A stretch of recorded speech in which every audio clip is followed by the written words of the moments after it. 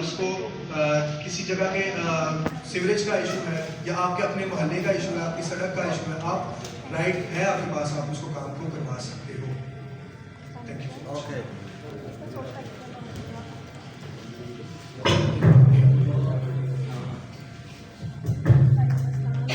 آگے سے السلام علیکم. میرا نام ثنا نذیر ہے اور میں کمیونٹی سے بلانگ کرتی ہوں. مجھے شراکت کے ساتھ 2021 سے یہ کام میں نے شروع کیا تھا. ان کے ساتھ جب یہ آئے تھے تو میرے ساتھ تربیتی جو پروگرام ہے وہ کر رہے تھے. وہاں پہ میں نے ان کے ساتھ ایڈمیشن لیا تو وہاں سے پتہ چلا کہ ایسے پروگرامس بھی کیے جاتے ہیں جن کے ذریعے سے ہماری کمیونٹی کے مسائل کو دیکھا جاتا ہے اور ان کو پھر سالو بھی کیا جاتا ہے. تو میں ان کے ساتھ ان کی as a youth leader in کی میٹنگ میں ٹیم میٹنگ میں شامل ہوئی.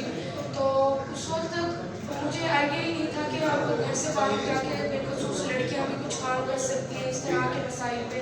تو ہم نے وہاں پہ مل کے اپنے علاقے کے مسائل کو دیکھا اور ہم نے مختلف ٹریننگس بھی کی جس میں ہم نے علاقے میں جو مسائل ہوتے ہیں ان سے آگاہ ہونا, پھر ان کو ہم حل کیسے کر سکتے ہیں اس کے بارے میں سوچنا, اور وہاں پہ تعلیم سے لے کے تعلیم سے متعلق جو بھی مسائل تھے ان کے بارے میں سوچنا. نوجوانوں کے بارے میں کہ آپ ہمارے نوجوان ہیں وہ ایجوکیٹڈ ہیں, تعلیم حاصل کریں, لیکن ایک چیز ہے اسکلس کی کمی ہوتی ہے اور سب سے زیادہ چیز جو ہوتی ہے اعتماد کی کمی ہوتی ہے. اور لڑکیوں میں جہاں سے میں بلانگ کرتی ہوں وہاں سے بھی لڑکیوں کو باہر نکلنا اور یہ ایسے ان چیزوں میں انوالو ہونا یہ بہت ہی مشکل ہوتا ہے.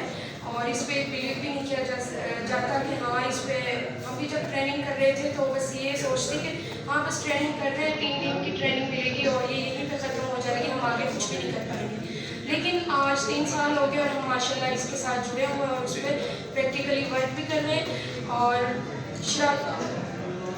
چنگی اور سدو میرا علاقہ ہے جس کو زیادہ تر لوگ جانتے ہیں اکثریت. تو اس میں مسائل وہاں پہ پانی کے مسائل بہت زیادہ ہوتے ہیں, وہاں پہ گندگی کے مسائل بہت زیادہ ہوتے ہیں, تعلیم کے مسائل بہت زیادہ ہیں, اتنا ڈراپ نہیں ہے وہ ایریا.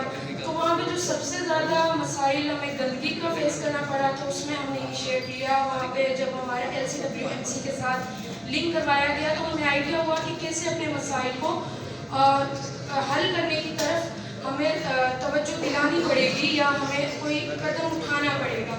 اس کے لیے پھر ہم نے میں نے پہلے کوشش کی کہ ہم نے ایک اپلیکیشن لکھی اور LCW کے اداروں میں بھی گئے, یونین کونسل میں بھی گئے.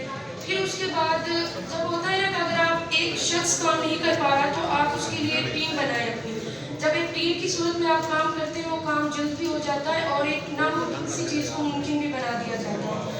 اور الحمدللہ ہم لڑکیوں کی ٹیم ہے اور ہم ہی مل کے کام کر رہے ہیں اس میں, جس میں ہم پھر گئے اور ایک ٹیم کی صورت میں جب ہم نے ان سے کہا تو انہوں نے اس پہ کام بھی کیا اور ہمارے ساتھ تعاون کیا. اور ہمارے اگلے دن ہی ہمارے ساتھ وہاں پہ خابروں بھی بھیجے گئے, وہاں پہ صفائی بھی ہوئی اور اب کنٹینرس کی بھی بات چل رہی ہے, وہ بھی انشاءاللہ رکھوائے جائیں گے.